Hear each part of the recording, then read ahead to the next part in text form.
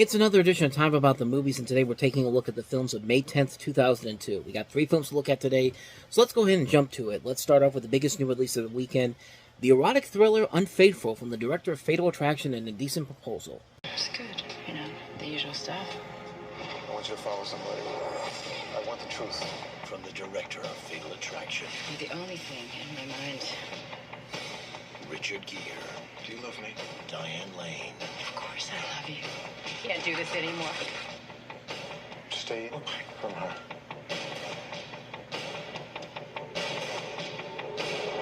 What'd you do? Unfaithful. Rated R. May 10th, only in theaters. I mean, this is pretty much basically a gender reversal of Fatal Attraction, honestly. Except this time, instead of the guy in the affair, it's the woman now in the affair. As you have the story of a couple living in the suburbs of New York City, the couple played by Richard Gere and Diane Lane, whose marriage goes dangerously awry when Lane indulges in an affair with a stranger played by Olivia Martinez, who we later see as the villain in SWAT, who she encounters by chance. And naturally, they have an affair, and chaos and sometimes some hilarity to some dark, sick, twisted person ensues, but yeah, this is a movie where it's interesting because Adrian Lyne hadn't made a notable erotic thriller since Indecent Proposal, and even then, that wasn't really an erotic thriller. That was the last big success that he had. Of course, he was known for his work with Fatal Attraction, which was surprisingly nominated for Best Picture in 1987, but this is only his 3rd film since then. I mean, he did the infamously bad Lolita with Sharon Stone, but he also did Indecent Proposal, and actually this is his 4th film, because he did Jacob's Ladder too, which I think is probably one of his stronger films overall. With that, next to that, and also Flashdance, I mean, those 2 really are the toppers for me. But Unfaithful proves that the guy still knows what he's doing. This is probably the last great erotic thriller that actually came out, because everyone's trying to create the next Basic Instinct, and not every one of them was a great success, and some of them very rarely made money. I mean, the closest one was Indecent Proposal, coincidentally directed by the same director, like I said. But it works because of the actors. Richard Gere is very good here, but it's really Diane Lane who's really the star of this movie. I mean, she is in control of this movie, and I mean, like, there's a reason why she was nominated for an Academy Award for this, which is surprising to think about, because the movie did not do well, and yet this movie got a Golden Globe nomination, an Oscar nomination, and was nominated for several awards, which really tells you about how well this legacy is held for it. And the scenes in this movie do get pretty intense, and lives up to the term of an erotic thriller. I mean, this is something that I think Adrian Lyne was trying to do with Deep Water not too long ago, and that movie just didn't work because it's a story we've seen done to death. And I think this was the last real time that they could make this work, and make this kind of concept work, because not too long after this, Sharon Stone tried to do it again with Basic Instinct 2, but we all know what happened there. And like I said, some of these scenes can get very, very erotic, and honestly, that's probably the best thing for a movie like this. That really is the big thing that needs to work in an erotic thriller. The sex scenes have to be very unique and very different in order to stand out, and they do a pretty good job of handling this. I mean, to the point where, the head of Fox at the time, Tom Rothman, actually took what was supposed to be the iconic scene in the movie when Diane Lane's recalling her first encounter with Paul, the Olivia Martinez character, as she takes a train home, recalling the first time they ever had sex, and that was a scene that was so captivating that they took that out to all the critic circles, basically, and that was seen by many as the scene that eventually got Lane the nominations that she got for Best Actress at the Oscars and the Golden Globes, it still holds up. This is the type of film that a movie like this should be like. Like, it's really hard to make a movie like this, and even this guy Adrian Lyne tried to prove that again 20 years later with Deep Water. But like I said, that time has passed right now, and you really have to be you have to be able to give us something new and unique to really make this genre come back and swing in the swing of things again. But this was probably the last time this actually was able to work the way it is. I mean, it's not a great movie by any means. It definitely has a lot of flaws in the story department, and you can kind of predict where it's going to go, but the performances really do stick out the most of this, especially Diane Lane. And that's where I really think the movie stands up on its own. Like that, and the sex scenes are actually pretty good. I mean, it's a very solid film. It's not a great film by any means, but it's definitely a film that has more to it than a lot of these erotic thrillers that were trying to capture the success of Basic Instinct kind of failed to do. And this was kind of one of the last ones that really was able to make that work, and I thought it worked pretty well. So I'd recommend it. Maybe not as maybe as a one-time watch, maybe not one you'd want to watch over and over again, but you get some good performances from the leads in this and some good scenes in there. So that's all I got to say about that one. That's Unfaithful. So let's go ahead and move on to our next movie, which is the comedy The New Guy. He needed someone I hear you having troubles. to show him the ropes. You gotta build some muscle. Well, motivation's on the way. Just roll around. You'll be alright. Now he's coming back This place is a zoo. to inspire everyone. The New Guy. Want to take my clothes off with your teeth? Okay, you talked me into it. Rated PG-13. Opens Friday. And in one of the biggest examples of oh and oh, I mean, that last 10 seconds right there, it's just like, hey, you want to take my clothes off with your teeth? It's just like, oh, and then it's like rated PG-13. It's like, oh. Even though there is an unrated version of this movie, which is slightly better, but I'll get to that in just a second here. But you have here DJ Qualls from Road Trip, who is a high school loser who gets himself expelled so that he can move schools and reinvent himself. Learning how to be a cool former prison inmate played by Eddie Griffin, he renames himself Gil Harris and is quick to make new friends and soon gains respect from jocks and geeks alike. He begins dating the popular girl played by Eliza Dushku and unites a once divided school and also greatly improves its football team. And eventually Gil has to face his demons from his old school when they face each other in a football game. And a strong cast in this movie. I mean, DJ Qualls from Road Trip, but Eliza Dushku, Zooey Deschanel in one of her early film roles, Lyle Lovett, Eddie Griffin, Sonny Mabry, Elena Douglas. There's cameos by a lot of people in here. Vanilla Ice has a really funny cameo in this movie.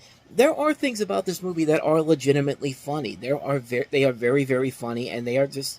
It's that thing I talk about with a lot of movies like this. It's stupid, but it's funny, and maybe not one of the strongest movies overall. Like I said, I think the unrated version is a lot better because they do delve into some more insane situations in here. Like there's a storyline here where, Dizzy, in the storyline in the uncensored version, Gil Harris, the character that Dizzy basically becomes, murdered a guy in Rhode Island before being sent off to prison. Well, no backstory was ever named for that in the theatrical version, which I think is very, very interesting. And it's a movie that really is. It's not a great movie, but it does have those brief memorable moments of laughter that I got from it, specifically the Vanilla Ice scene. And seeing, Eliza Dushku and Zooey Deschanel in their especially Zooey Deschanel in one of her early film roles. Like I said, it's not a great movie by any means. In fact, you can honestly make the argument that it's a bad movie. I mean, it got panned when it came out, but did pretty well overall when it was with the box office. But I don't know. Do I think DJ Qualls ever could have made it as a star if he ever got more scripts after this? Because I don't think he really did a whole lot more after this, except for The Core and showing up in a couple of TV shows. He was on Breaking Bad. He was on Big Bang Theory. I don't think he's ever been in anything of noteworthiness in terms of movies since then, I think. I'm looking at this thing here. Well, he was in Hustle and Flow. I completely forgot about that. Delta Force, yeah, not very great. He was in the second Road Trip movie. He was in All About Steve, and yeah, those movies probably not memorable movies by any means. But it looks like he's had a good career in television. He's been in stuff like I said, Big Bang Theory, My Name is Earl, Breaking Bad, Supernatural, Hawaii Five-0, Man in the High Castle. I remember him now from Man in the High Castle. That was actually a great show that was on Amazon.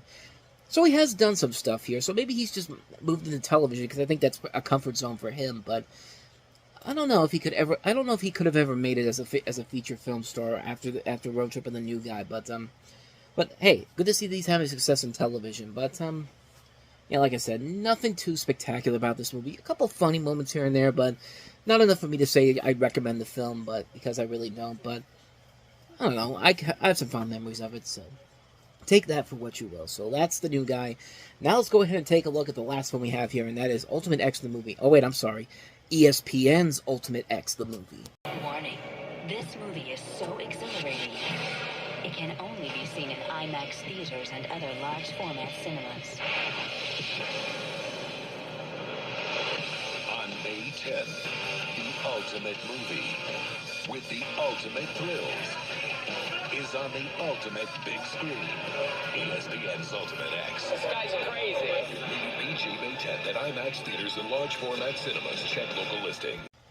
Back when Disney was trying their damnedest to keep the extreme from the 90s into the 2000s, because, of course, we had an extremely goofy movie to start the decade off, and then we got this movie here, and, so basically this is a documentary about the 2001 X Games featuring athletes like Dave Mirra, Travis Pastrana, Mike Metzger, Bucky Lasik, Brian Deegan, Matt Hoffman. It also features clips from the events in Philly, including the finals between Bergquist and Lasik, which Bob won a first-ever score of 98, and the crash of Kerry Hart while he was attempting the first-ever Moto X backflip. Of course, you get Tony Hawk in here because, why not? He's one of the most notable skaters of all time, one of the greatest skaters of all time. And I'll be honest with you, I'm not much of a skateboarding person. I mean, I only know Tony Hawk mostly because of the fact that he's everywhere, and he has the video games, the Tony Hawk Pro Skater series. But for some reason, I wanted to check this movie out when when they were announcing this. I don't know why, just something felt kind of cool about it. And again, maybe it was because of the fact that it was on a large IMAX screen, and like I talked about before with Beauty and the Beast, IMAX was not all over the place like it is right now. I mean. And it was very hard to actually find this movie in a local theater, so that's why I never got around to seeing it in theaters, which I only got to see it on video and DVD when it came out, and I thought it was alright back then. I mean, it was basically delivering what it promises, you know, like, here, watch these athletes do these incredible stunts on a big screen, and on IMAX that probably would look cool. On a small screen, still looks nice. It still looks nice overall, but yeah, I was a little bit disappointed I never got to see this on a big screen, because I really feel like this movie would have been perfect to see on a gigantic screen. And, like I said, unfortunately, that never really came to be. Something of note about this movie is that this director, Bruce Hendricks, would later actually go on to direct two of the first real movies that would kind of launch us into the digital 3D era that we went to in the late 2000s with the Hannah Montana concert and the Jonas Brothers concert. Both of them, the Hannah Montana one was the first big success of that digital 3D era that really proved to everybody that, hey, there's a lane here for this. I mean, I take that back. It wasn't really the first real success of it, but it was the first idea that, you know, digital 3D could actually, really 3D can actually be useful. I mean, there was a couple of other concerts around that time, like U2 3D, and of course we had Beowulf, which had come out a couple months prior to that. But I'm flash forwarding here to 2008 here, but it just goes to show you what this guy has done since this movie's come out. And like I said, it's perfectly serviceable for what it is. Like I'm not really much of a skateboarding person, but it would have been cool to see these incredible stunts on a big screen if I had the chance to see it in an IMAX theater. But I'm glad I got to see it when I did. It doesn't have that same level of intensity that I think it would have had on the big screen, but like I said, I think it's fine for what it is. Yeah, even for somebody like me who doesn't like who doesn't know a lot about skateboarding in particular and these extreme stunts, there's still a lot here to admire about this movie. I think there is a lot of fun aspects to it that does make it work, so I'd recommend it. Ultimate X the movie. And so with that said, we wrap up another edition of Time About the Movies, and the next time we meet, we'll take a look at the weekend before Memorial Day weekend with two movies. One of the big ones, the big one obviously, is George Lucas's second installment of his prequel series to Star Wars, Episode 2, Attack of the Clones. I'll just say this right now, if you think The Rise of Skywalker or The Last Jedi or anything that Disney has done is the worst Star Wars movie ever made, wait until you get to the next episode, because, man, this movie is still the worst Star Wars movie. I'll talk about why once we get to that one, but we'll talk about that one. We'll also talk about Hugh Grant in About a Boy, featuring a young little Nicholas Hoult, directed by Chris Weitz, who also co-wrote and directed American Pie.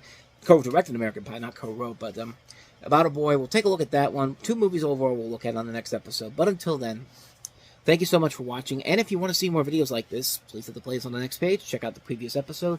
And also, don't forget to hit the like and subscribe button if you want to see more videos like this on this channel. So, with that said, I am off. I will see you guys next time. And until then, as always, take care.